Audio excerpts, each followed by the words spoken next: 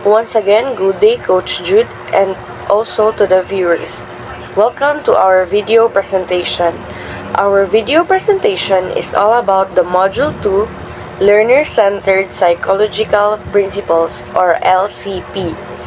First, let me introduce our study hub. I am Yasmin Hera J. Flores, the little teacher, and my topic is all about letter A, cognitive and metacognitive factors. Next is Lovely Faith J. Rapana. Her assigned topic is all about letter B, motivational and affective factors, followed by Jalu M. Villamor. Her assigned topic is letter C, developmental and social factors. Next is Sherlyn L. Jajuli. Her assigned topic is letter D, individual differences factors. Lastly is Leila A. Ujarin. Her assigned topic is letter E, legal and policy framework and learner-centered teaching.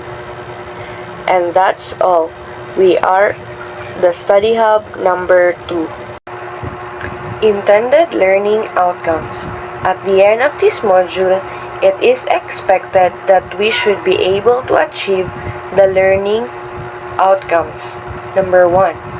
Discuss the nature of learner-centered teaching modalities, structures, methods, and strategies that facilitate differentiated teaching to suit learners' gender, needs, strengths, and interests and experiences. Number 2. Identify factors that promote learner-centeredness and motivate learners to work productively and be accountable of their own learning. Number 3. Reflect on how developmental and social factors can influence learning environment to promote fairness, respect, and care. Number 4. Relate Republic Act 10533 to K-12 framework to the principle of learner-centeredness. Introduction. As learners, we occupy the center of the teaching-learning activities. Your teacher facilitates the process to ensure your effective learning experiences.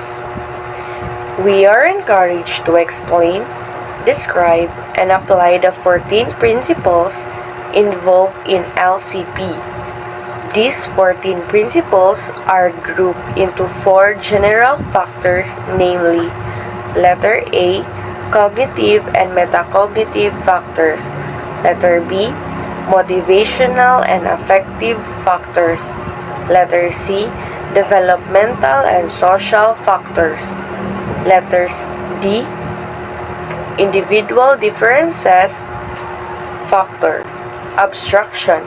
Letter A, cognitive and metacognitive factors. Students' learning thinking processes additionally as their learning strategies and reflection and their thought processes are included during this domain. The learner-centered principles.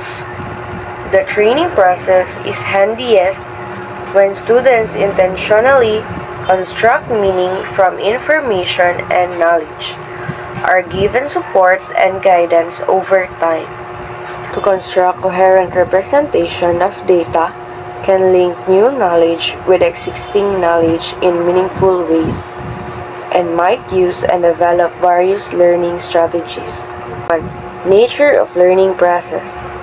The learning of a complex subject matter is most effective when it is an intentional process of constructing meaning from information and experience. There are different types of learning processes. For example, habit formation in motor learning and learning that involves the generation of knowledge or cognitive skills and learning strategies. Learning in school emphasizes the use of intentional processes that students can use to construct meaning from information, experiences, and their own thoughts and beliefs. Successful learners are active, goal-directed, self-regulating, and assume personal responsibility for contributing to their own learning.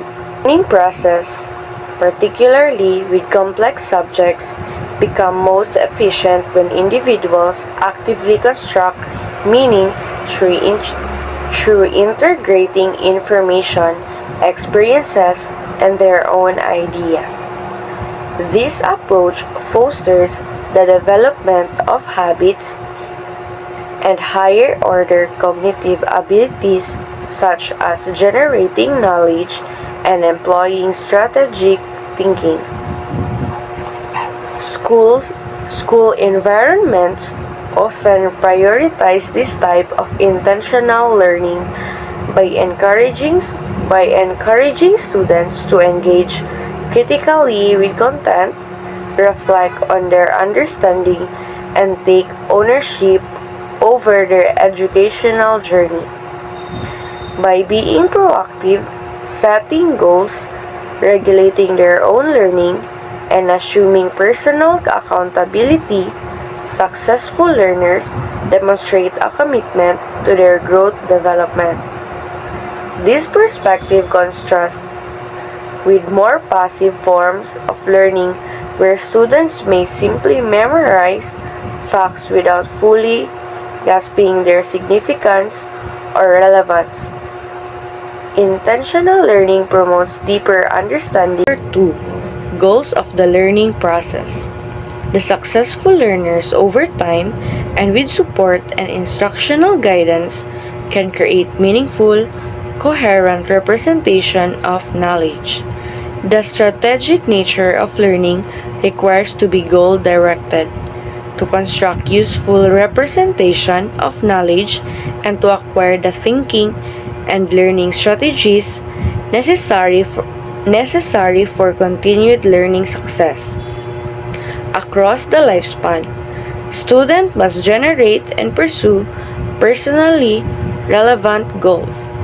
Initially, students' short-term goals and learning may be sketchy in an area, but over their understanding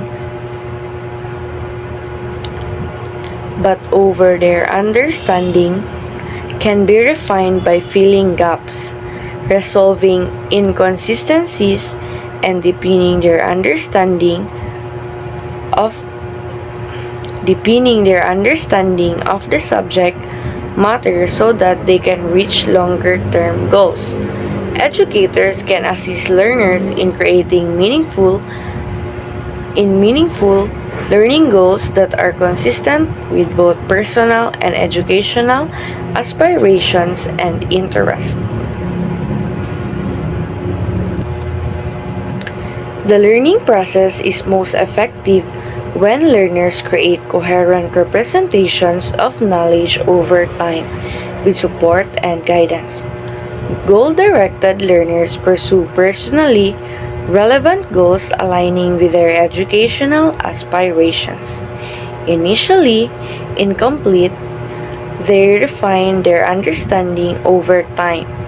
Educators play a crucial role in helping students create meaningful learning goals, development skills, and become self-regulated learners. The ultimate goal is to help learners grow and learn throughout their lives. Number 3. Construction of knowledge. The successful learners can link new information with existing knowledge in meaningful ways. Knowledge widens and deepens as students continue to build links between new information and experiences and their existing knowledge base. The nature of these links can take a variety of forms, such as adding to, modifying, or reorganizing existing knowledge or skills. How these links are made or developed may vary in different subject areas and among students with varying talents, interests, and abilities. However, unless new knowledge becomes integrated with learners' prior knowledge and understanding, This new knowledge remains isolated, cannot be used most effective cannot be used effectively in new tasks, and does not transfer readily to new situations. Constructing knowledge means connecting new information with existing knowledge in meaningful ways, allowing learners to better understand, retain, and apply what they have learned.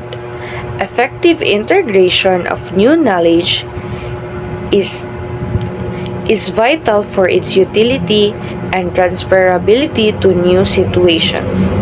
Educational practices that promote the construction of knowledge include concept mapping and other organizational tools designed to enhance comprehensive and application. Number 4. Strategic thinking. The successful learner can create and use a repertoire of thinking and reasoning strategies to achieve complex learning goals. Successful learners use strategic thinking in their approach to learning, reasoning, problem solving, and concept thinking. They understand and can use a variety of strategies to help them reach learning and performance goals and to apply their knowledge in novel situations. They also continue to expand their repertoire of strategies by reflecting on the methods they use to see which work well for them, for receiving guided instruction and feedback, and by observing or interacting with appropriate models. Learning outcomes can enhance if educators assist learners in developing, applying, and assessing their strategic learning skills. Strategic thinking is the ability of successful learners to use various strategies to achieve complex learning objectives. These skills enhance problem solving, reasoning, and conceptual acquisition. By evaluating and implementing these strategies, learners can meet learning targets and apply knowledge in unfamiliar scenarios. Educators can help learners develop strategic learning competencies through targeted interventions, enhancing their academic and overall success. Number 5. Thinking about thinking. Higher order strategies for selecting and monitoring mental operations facilitate creative and critical thinking. Successful learners can reflect on how they think and learn, set reasonable learning or performance goals, select potentially appropriate learning strategies or methods, and monitor their progress towards these goals. In addition, successful learners know what to do if a problem occurs or if they are not making sufficient or timely progress towards a goal. They can generate alternative methods to reach their goal or resist the appropriateness and utility of the goal. Instructional methods that focus on helping learners develop this higher order metacognitive strategies can enhance students' learning and personal responsibility for learning. Thinking about thinking describes the metacognition capabilities that allow successful learners to reflect upon and manage their own thought processing during the learning experience. Higher order strategies such as selecting and monitoring mental operations foster creativity and critical thinking. Instructional methods that encourage the development of these metacognitive strategies can lead to enhanced student learning and increased personal responsibility for their learning. Number 6. Context of learning. Learning is influenced by environmental factors, including culture, technology, and instructional practices. Learning does not occur in a vacuum. Teachers play a major interactive role with both the learner and the learning environment. Cultural or group influences on students can impact many educationally relevant variables such as motivation, orientation towards learning, and ways of thinking. Technologies and instructional practices must be appropriate for learners' level of prior knowledge, cognitive abilities, and their learning and thinking strategies. The classroom environment, particularly the degree to which it is nurturing or not, can also have significant impacts on student learning. The context of learning encompasses environmental factors such as culture, technology, and instructional practices. Teachers play a crucial role in shaping the learning environment and interacting with learners. Cultural influences affect motivation, orientation, and thinking. Teachers must adapt their practices to meet diverse learners' needs. A nurturing classroom environment fosters engagement, motivation, and a sense of belonging, while a negative one hinders learners. That's all about my topic. Good day, Coach Jude. I am Lovely Faith J. Rapana, the second presenter of Study Hub number 2. Before I start my discussion, let's have a short recap about the topic of the first presenter about the cognitive and metacognitive factors. Number 1, nature of the learning process. Number 2, goals of the learning process. Number 3, construction of knowledge. Number 4, strategic thinking. Number 5, thinking about thinking. And number 6, context of learning. Cognitive factors in learning involve various cognitive components like attention, perception, executive function, and reasoning. It also involves various strategies that one uses to learn something. Metacognitive factors involve the monitoring and evaluation of cognitive factors. Metacognitive strategies are used to ensure that an overarching learning goals is being or has been reached.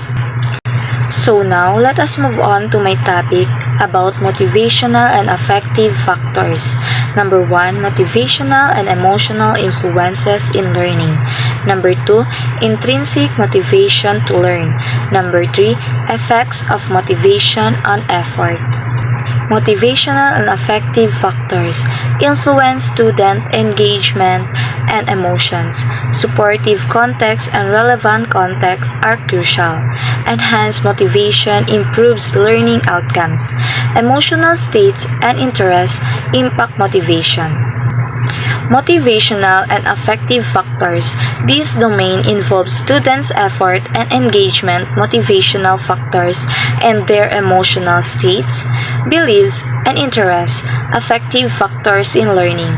Learner-centered principles stress supportive context and meaningful content for natural motivation.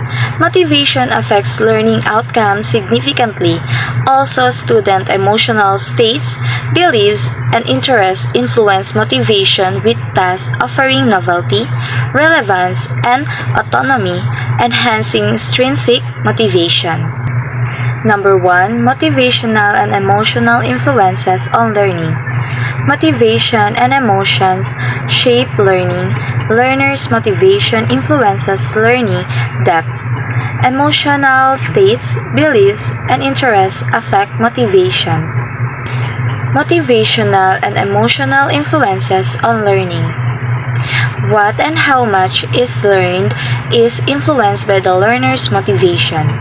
Motivation to learn, in turn, is influenced by the individual's emotional states, beliefs, interests, and goals, and habits of thinking. The second is intrinsic motivation to learn, driven by internal desires, not external rewards. Creativity, curiosity, and personal interest fuel intrinsic motivation. Texts offering autonomy and challenge stimulate it. Intrinsic motivation to learn. The learner's creativity, higher order thinking, and natural curiosity all contribute to motivation to learn. Intrinsic motivation is stimulated by tasks of optimal novelty and difficulty, relevant to personal interests, and providing for personal choice and control. And the last is effects of motivation on effort. Motivation determines effort in learning. Complex knowledge requires sustained effort. Without intrinsic motivation, learner effort decreases, impacting outcomes. Effects of motivation on effort. Acquisition of complex knowledge and skills requires extended learner effort and guided practice. Without learners' motivation to learn, the willingness to exert this effort is unlikely without coercion.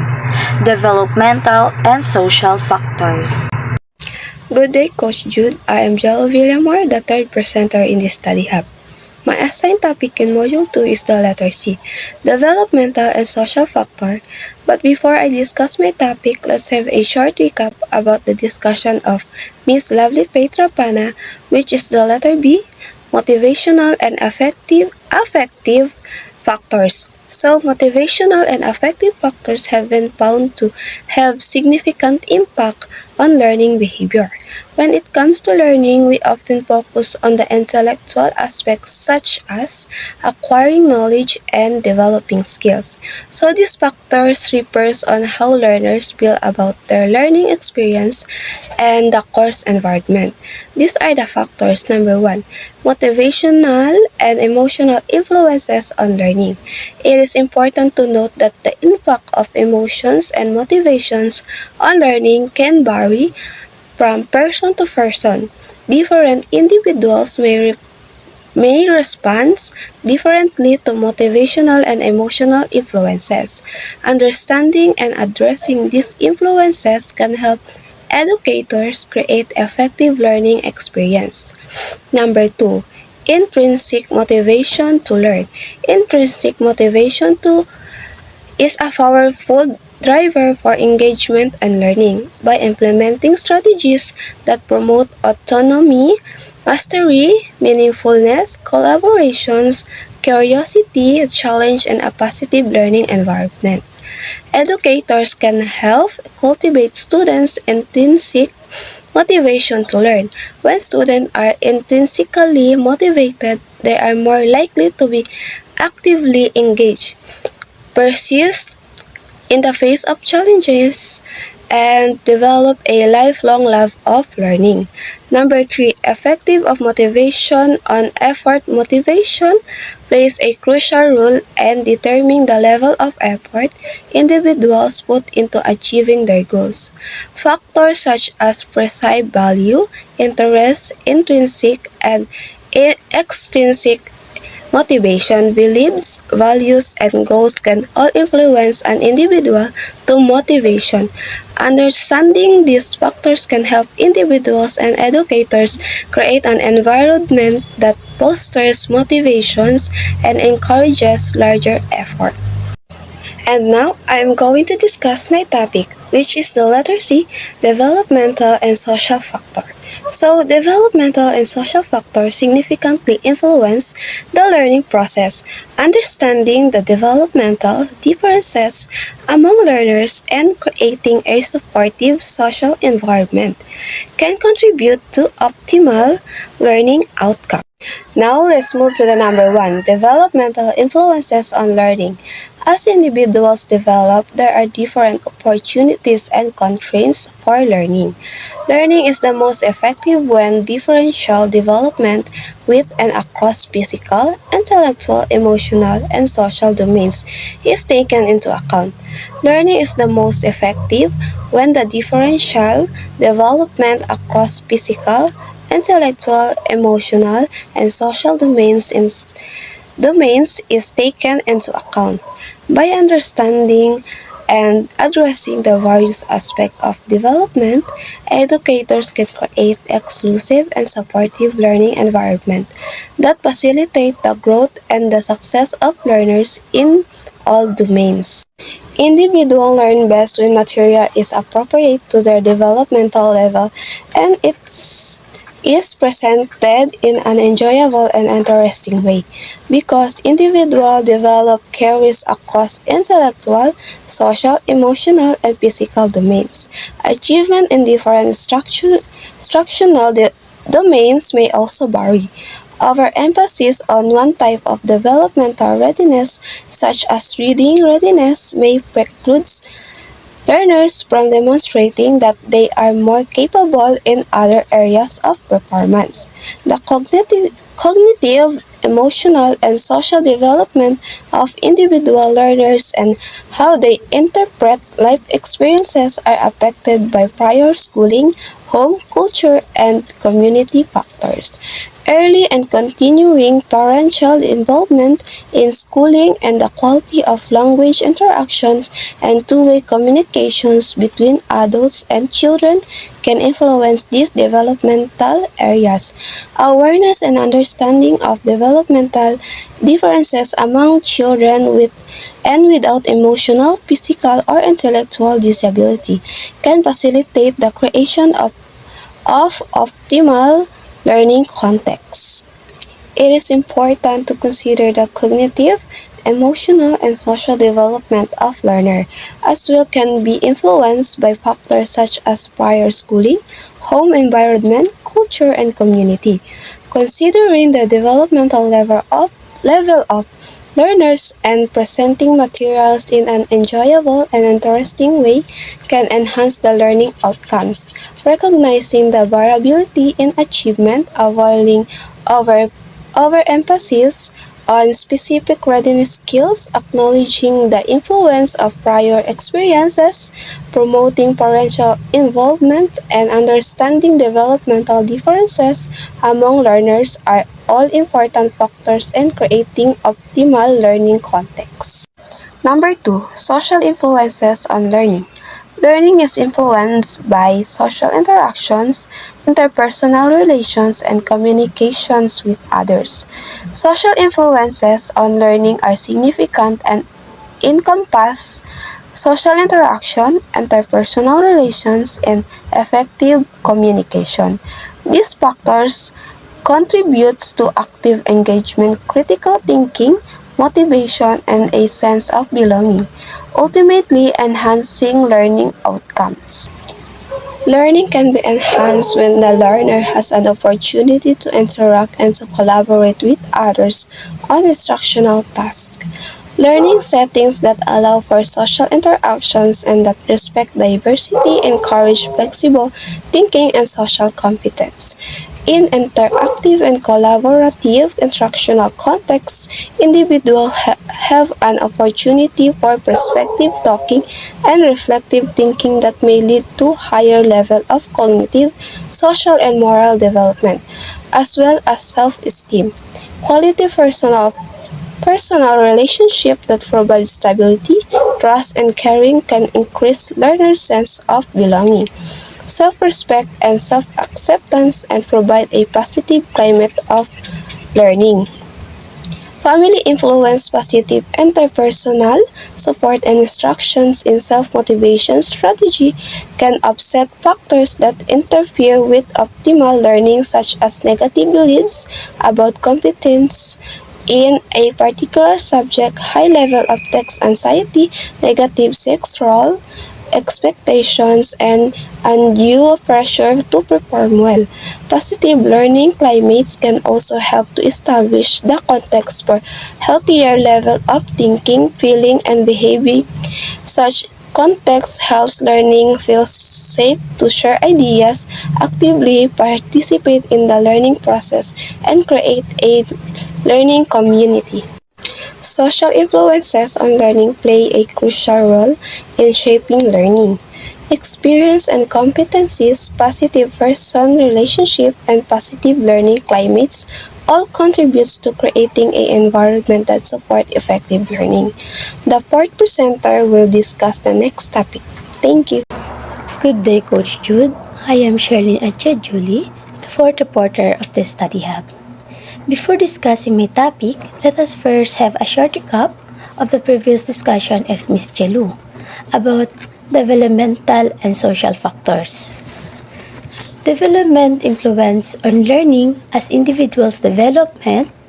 There are different quantities and constraints of learning. Learning is most effective when differential development with and across physical, intellectual, emotional, and social domains.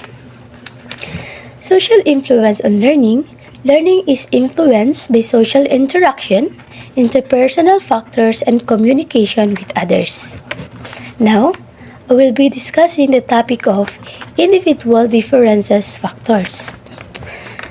The first one is individual differences in learning. Learning have differences or different strategies, approach, and capabilities for learning that are a function of prior experience and heredity. So, when we say individual differences factors, this is the individual difference in learning.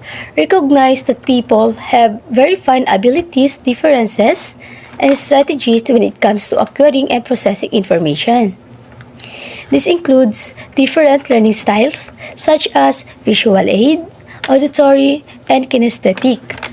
Understanding and accommodating this difference can enhance the learning experience for individuals or learners. The second one is diversity learning is most different or effective when differences in learning linguistic, cultural, and social backgrounds. Embracing diversity in learning means recognizing and valuing the difference among learners, such as their cultural backgrounds, language abilities, and learning styles. The last one is standard and assessment. Setting appropriately high and challenging standard and assessing the learners as well as learning progress, including diagnostic process and outcome assessment, are integral parts of the learning process. Standards provide guidelines for what students should know and be able to do, where assessment is the process of measuring student knowledge and skills. It is important to remember that standard and assessment should be seen as part of a larger picture, considering each student individual strength and learning styles. So before we proceed or before we continue for the next topic, let us say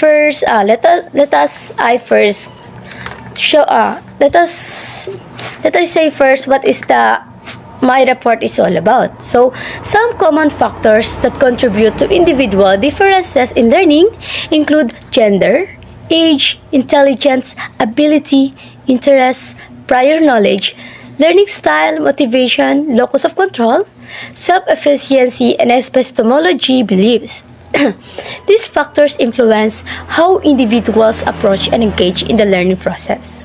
That's all. Thank you. Once again, I am Sherlyn Edja Julie, the fourth reporter of this Study Hub. Thank you. The last presenter of the Study Hub number 2. Before I start my discussions, let's have a short recap about the topic of the first presenter about the cognitive and metacognitive. Number 1, nature of the learning process. Number 2, goals of the learning process. Number 3, constructions of knowledge. Number 4, strategic thinking. 5, thinking about thinking. 6. Context of learning. Cognitive factors in learning involve various cognitive components like attention, perception, executive function, and reasoning. It also involves various strategies that one uses to learn something. Metacognitive factors involve the monitoring and evaluation of cognitive factors. Metacognitive strategies are used to ensure that an overarching learning goal is being or has been reached. Motivational and affective factors.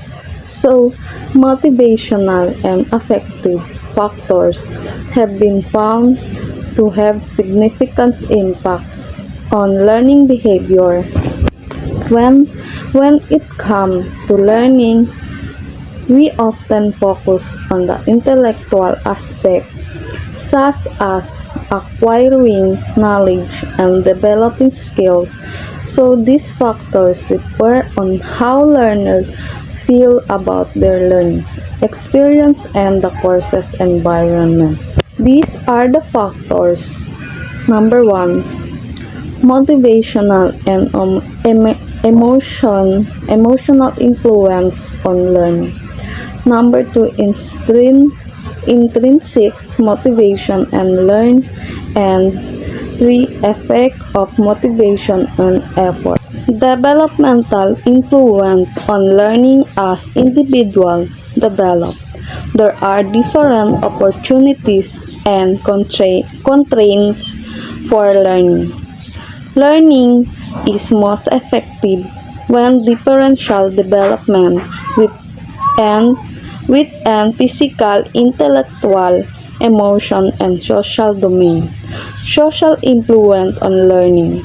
Learning is influenced by social interaction, interpersonal relation, and communication with others. Now, I'm going to discuss my topic is legal and policy frameworks and learner-centered teaching. Public Act No.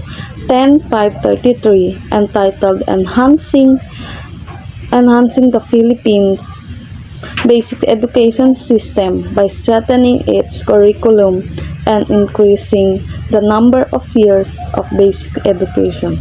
Appropriating funds therefore and for the other purposes otherwise known as the Enhanced Basic Education Act of 2013, approved May 15, 2013, and which took effect on July 8, 2013. The Department of Education, DepEd, the Commission on Higher Skill Development Authority TESDA hereby issue the following rules and regulation to implement the provision on the Act. Section 1. Enhance the Basic Education Act of 13. Act refer Republic Act No. 10533 entitled An Act Enhancing the Philippines Basic Education System by strengthening its curriculum and increasing of the number years for basic education, appropriating funds therefore and for other purposes, otherwise known as the Enhanced Basic Education Act of 2013. Section 2. Declaration of Policy. This IRR should be interpreted in light of the Declaration of Policy found in the Section 2 of the Act. Section 3.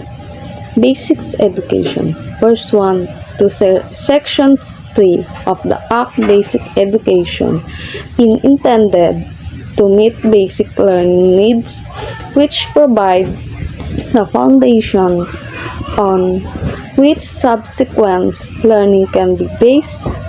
It encompasses kindergarten, elementary, and secondary education, as well as alternative learning system for out of school with special need under the Section 8 of this IRR.